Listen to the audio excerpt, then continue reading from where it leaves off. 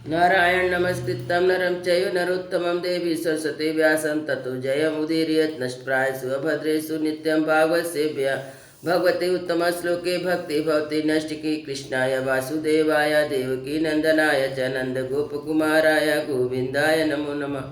मूकं करोति वाचालं पङ्गुलङ्घते गिरिं यत्कृपातमहं वन्दे परमानन्दं माधवं श्रीचैतन्येश्वरं श्रीगुरुदीनतारिणं।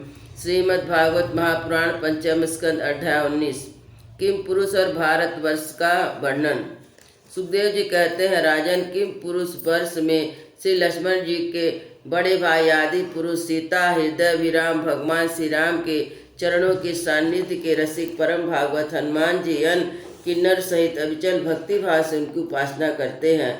वहाँ अन गंधर्वों सहित अष्टसेठ उनके स्वामी भगवान राम की परम कल्याणमय गुण गाथा गाते रहते हैं। श्री हनुमान जी उसे सुनते हैं, स्वयं इस मंत्र का जप करते हुए इस प्रकार उनकी स्तुति करते हैं।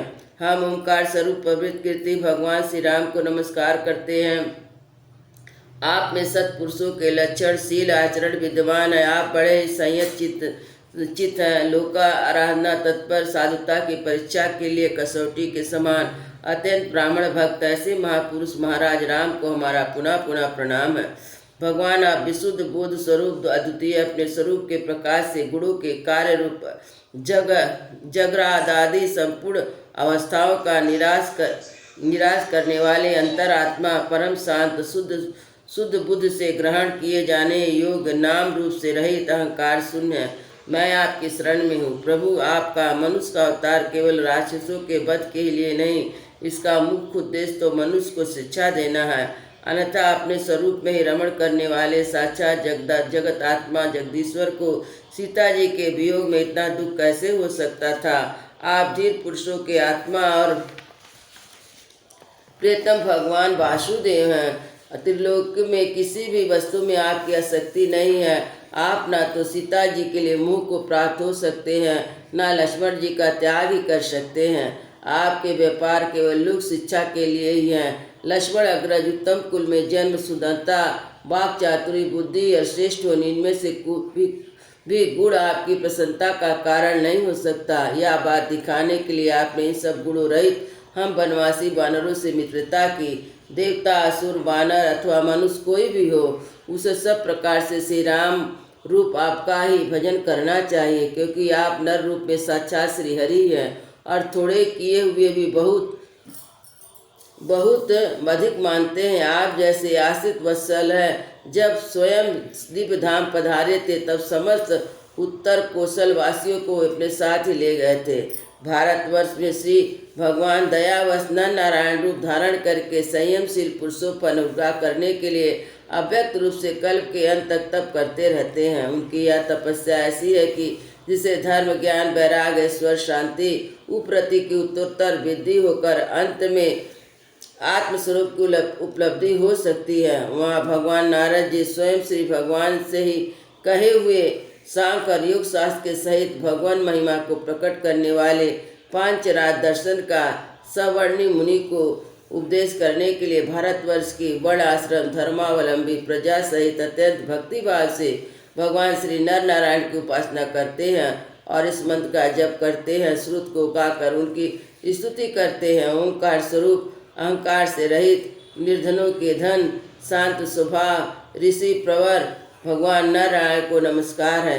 वे परमहंसों के परम गुरु, आत्माओं के अधीश्वर हैं। उन्हें बार बार नमस्कार। यह गाते हैं, जो विश्व की उत्पत्ति आदि में उनके कर्ता होकर भी कर्तृत्व के अभिमान से नहीं बचते, शरीर में रहते हुए उसके धर्म, भूख, प्यास आदि के वशीभूत नहीं होते, दृष्टा होने पर भी जिनकी दृष्टि दृश्य के गुण दोषों से दूषित नहीं होती, उन असंख्य एवं विशुद्ध साक्षी रूप भगवान नारायण को नमस्कार है। योगेश्वर हृदय गर्भ भगवान ब्रह्मा जी ने योग साधना की सबसे बड़ी कुशलता यही बतलाई है कि मनुष्य अंतकाल में देहाभिमानी को छोड़कर भक्तिपूर्वक आपके प्रकृति गुण रहित स्वरूप में अपना मन लगावे।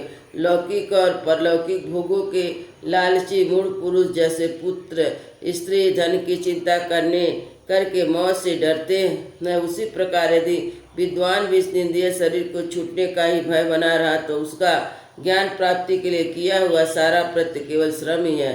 अतः अधोजत आप हमें अपना स्वाभाविक प्रेम रूप भक्ति योग प्रदान कीजिए, जिससे कि प्रभु इस निंदनीय शरीर में आपकी माया के कारण बद्धमूल हुई दुर्भेद हंता ममता को हम तुरंत काट दें। राजन, इस भारतवर्ष में बहुत सी पर्वत नदियां हैं, जैसे मलय, मंगल स्थान, मैनाक, त्रिकूट, ऋषभ, कूटक, कोल्लक, सह, देवगिरी, ऋषमुख, श्रीशैल, वेंकट, महेंद्र, वारीधार, विंध्या, शक्तिमान, ऋषगिरी, परियात्र, द्रोण, चित्रकूट, गोवर्धन, रैवतक, ककुंभ, नील, गोकामुख, नींद्रकील, कामगिरी आदि इन प्रकार सब और भी सैकड़ों हजारों पर्वत हैं। उनके तट प्रांतों से निकलने वाले नद नदियाँ भी अगणित हैं। ये नदियाँ अपने नामों से ही जीव का पवित्र कर दे। जिस भारतीय प्रजा इन्हीं के जल से स्नान आदि करती है, उनमें मुख्य नदियाँ चंद्रवसा, ताम्रपर्णी, अवटोदा, कृतमाला, बहायसी, कावेरी, बेड़ी, पयस्नी, सकरावर्ता, तुंगभंगा, कृष्णा, विन्या, भीमरथी, गोदावरी, निर्विंध्या,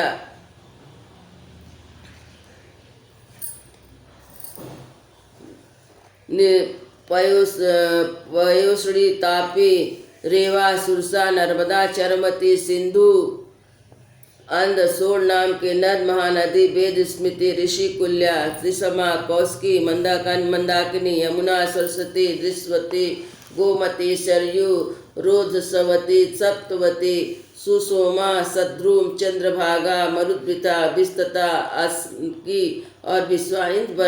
इन वर्षों में जन्म लेने वाले पुरुष को अपने ही किए हुए सात्विक, राजस, तामस कर्मों के अनुसार क्रमशः नाना प्रकार के दिव्य मानों से नार की योनियाँ प्राप्त होती है, क्योंकि कर्मानुसार सब जीवों को सभी योनियाँ प्राप्त हो सकती हैं। इसी वर्ष में अपने अपने कर्म के लिए उन्नत किए धर्मों का विधिवत अनुष्ठान करने से मोक्ष तक की प्राप्ति हो सकती है। परिचित संपूर्ण भूतों की आत्मा, राग आदि दोषों से रहित, निर्वाचनीय, निराधार परमात्मा भगवान वासुदेव में अन्य नैतिक भक्ति भाव किया मुझप्रद है। यह भक्ति भाव तभी प्राप्त होता है जब अनेक प्रकार की गतियों को प्रकट करने वाली अविद्या रूप हृदय की ग्रंथि कट जाने पर भगवान के प्रेमी भक्तों का संग मिलता है। देवता भी भारतवर्ष में उत्पन्न हुए मनुष्य को इस प्रकार महिमा गाते हैं। जिन जीवों ने भारतवर्ष में भगवान की सेवा के योग मनुष्य जन्म प्राप्त किया है, उन्हें ऐसा क्या पुण्य किया है, अथवा इन पर स्वयं हरि प्रसन्न हो गए। इस प्रकार सौभाग्य के निरंतर हम भी तरसते रहते हैं। हमें बड़े कठोर यज्ञ, तप, व्रत, दान आदि करके जो कुछ तुच्छ स्वर्ग का अधिकार प्राप्त हुआ, इससे क्या लाभ हुआ। यहाँ तो इंद्रियों के भोगों की अधिकता के कारण इसमें शक्ति छिन जाती है, अतः कभी श्री नारायण के चरण कमलों की स्मृति होती ही नहीं। या स्वर्ग तो क्या, यहाँ जहाँ के निवासी एक एक कल की आयु होती है, किंतु जहाँ से फिर संसार चक्र में लौटना पड़ता है। उन ब्रह्मलोक आदि की अपेक्षा भी भारत भूमि में थोड़ी आयु लेकर होकर जन्म लेना अच्छा है, क्योंकि यहाँ धीर पुरुषों का एक क्षण भी अपने इस मर शरीर से किए हुए संपूर्ण कर्म भगवान को अर्पण करके उसका अभय पद प्राप्त कर सकता है। जहाँ भगवत कथा की अमृतमयी सरलता नहीं बहती, जहाँ उसके उद्गम स्थान भगवत भक्त साधु जन निवास नहीं करते, जहाँ नित्य गीता आदि के बड़े समारोह में भगवान की एक पुरुषों की पूजा अर्चना नहीं की जाए, चाहे ब्रह्मलोक की क्यों न हो, उसका सेवन नहीं करना चाहिए। जिन जीवों ने इस भारतवर्ष में ज्ञान, तदनुकूल कर्म तथा कर्म के उपयोगी धर्म आदि समृद्धि से संपन्न मनुष्य पाया है, यदि वह आवागमन के चक्र से निकलने का प्रयत्न नहीं करता, तो व्याध की फांसी से छूटकर भी फल आदि के लोभ से उसी वृक्ष पर विहार करने वाले बनवासी पक्षी के समान फिर बंधन में पड़ जाते हैं। अहो, इस भारतवासियों का कैसा स्वभाव है। जब वे यज्ञ में भिन्न भिन्न देवताओं के उद्देश्य से अलग अलग भाग रखकर विधि मंत्र आदि भोग से श्रद्धा पूर्वक उन्हें हवि प्रदान करते हैं, इस प्रकार इंद्र आदि भिन्न भिन्न नामों से पुकारे जाने पर संपूर्ण कामनाओं के पूर्ण करने वाले पुण्यकाम श्री हरि को ही प्रसन्न होकर उसे हवि को ग्रहण करते हैं। यह ठीक है कि भगवान सकाम पुरुषों के मांगने पर अभिष्ट पदार्थ देते हैं, किंतु यह भगवान का वास्तविक दान नहीं है, क्योंकि उन वस्तुओं को पा लेने पर मनुष्य मन में पुनः कामनाएं होती रहती है। इसके विपरीत जो उनका निष्काम भाव से भजन करते हैं उन्हें तो साक्षात अपने चरण कमल ही देते हैं, जो वह समस्त इच्छाओं को समाप्त कर देने वाली है। अतः अब तक स्वर्ग सुख भोग लेने के बाद फिर पूर्व की यह प्रवचन शुभ कर्मों में यदि कुछ भी पुण्य बचा हो तो उसके प्रभाव से हमें इस भारतवर्ष में भगवान की स्थिति से युक्त मनुष्य रूप जन्म मिले, क्योंकि श्री हरि अपना भजन करने वाले को सब प्रकार से कल्याण करते हैं। श्री सुखदेव जी कहते हैं, राजा सगर के पुत्रों ने अपने यज्ञ के घोड़ों ढूंढते हुए इस पृथ्वी की चारों खुदा था, जिसमें जम्बूद्वीप के अंतर्गत 8 उपद्वीप पर बन गए, ऐसा कुछ लोगों का कथन है। स्वर्णप्रत चंद्र शुक्ल आवर्त रामापाक चंद्र हरिण पांचजन सिंगल और लंका भारत श्रेष्ठ पर जैसे मैंने सुना था वैसे ठीक वैसे ही तुम्हें यह जम्बूद्वीप के वर्षों का विभाग सुना दिया। वृंदावन बिहारी लाल की जय, जय श्री राम लला की जय, गुरु महाराज।